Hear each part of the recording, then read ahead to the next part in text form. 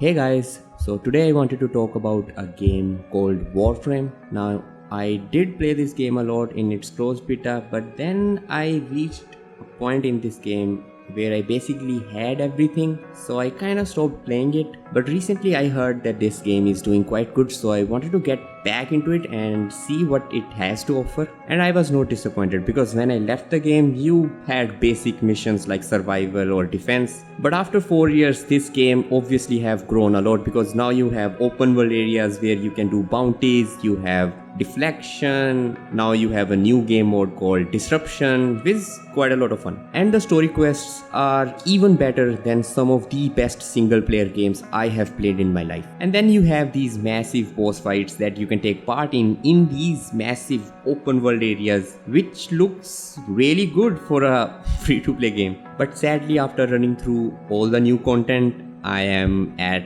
that point again where I again have nothing to do and roam around my ship, which is also new because before you just had a menu where you selected your mission, but now you have a whole ship that you can decorate, you can keep pets there.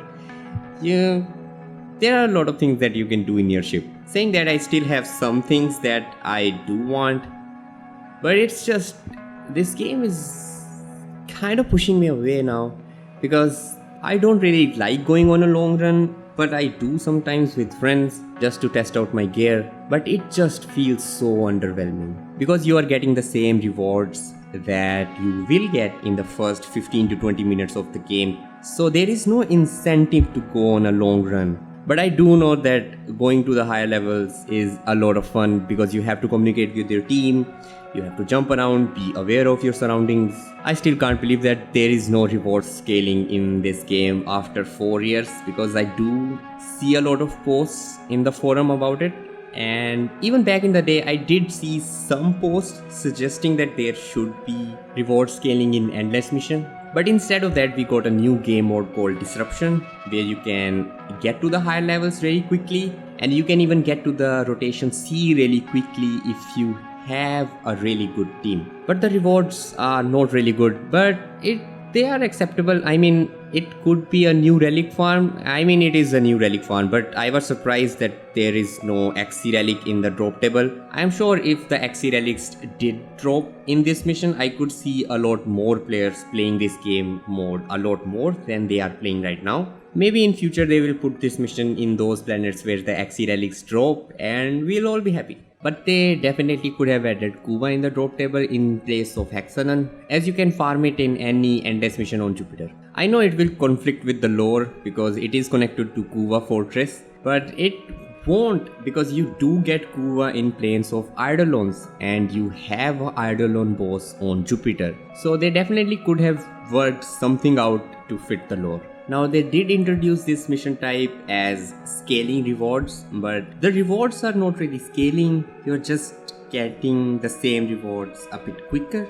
So maybe it is scaling indirectly, I don't really know. I would have loved if they reworked the old endless missions too with this update, because a lot of people suggested in the forums that you spawn a mini boss after every 10 or 5 minutes, but I would say that you keep the survivor or defense mission the same for first rotation until you reach rotation C. For the second phase of the rotations, you start spawning in bosses after every 10 minutes. Then when you reach the next phase of rotations, you start bosses after every 5 minutes and so on. You can play with the numbers, it's just like give us an incentive to go on long runs. The gameplay of Warframe is really fun and the movement is really smooth and fluid, so doing this will just be a cherry on top. Now the next topic that I wanted to discuss are the standing caps, and my god are they annoying. But I get it why the standing caps are in the game, so the player base doesn't get burned out by playing the same content over and over again just to get the max rep in a day. But they definitely could have handled it in a better way. Now the standing cap is tied to your mastery rank, which is the only reason why you would want to get a higher mastery rank. Because let's be honest, after rank 16 you can basically use any weapon or ribbon you want in the game. They should have added a soft cap on standings and then a hard cap. The soft cap would be like after you reach your maximum standing for the day, you would get standing, but like 50 or even 70% less than you would get on a fresh day. And after that you can be like, no, you have played enough, now get back to your work or study or etc etc. The summary of this change would be that you don't have to punish your player for playing your game a bit longer than you intended him to. You can even add different tiers of soft caps, like first tier would be you would get 50% less standing, then you would get 70%, and then you put a hard cap on it. Because the core of this game, by the design of this game, it wants you to play for longer hours, but it also wants you to not play for longer hours. So it's like contradicting itself. Plus it will stop that thing where you're just like 500 standings away from the thing that you want, and then you have to play again tomorrow, but you can't because you have work or you have college or school. So you have to wait whole week to play the game just to get that 500 extra standing, which you can get if you go by this method. Now it is also punishing you for playing longer, but not too hard. Talking about standing camps, we can also look at open world areas. Now they are really good, but they are also really empty because there is really nothing to do in them other than the bounties. Now soon with the introduction of Railjack, you do have these massive warships that by the looks of it can enter the open world areas, but we still don't know to what extent. Is it like No Man's Sky, or is it just specific?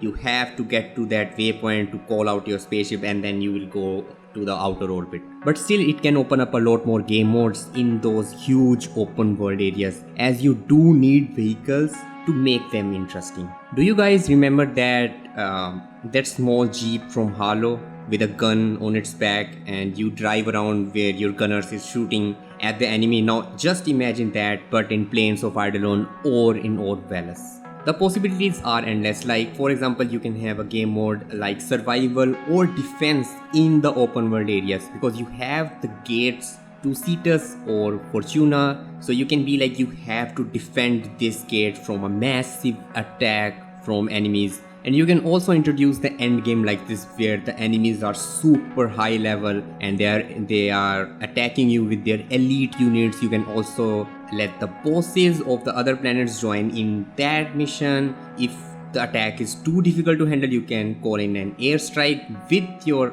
spaceship that is getting introduced in Railjack. Now these options are much better than creating another empty open world area that is in the talks right now, which I don't really mind, but it's just gonna be another standing cap mountain, which I don't really know if I personally want. Saying all this, I am really excited about the new update. I wanna see how far this game will go and what they will do next. And if you do feel like you are burned out on this game, then just take a break and come back when the new content releases, because if you don't, you're just gonna complain like me and it's not really fun. So yeah, that is all I wanted to say, and this is my first Warframe video, and I don't know if you will like it or not, and I don't really know if I will make another one. But hey, if you do want me to make, then let me know. Bye.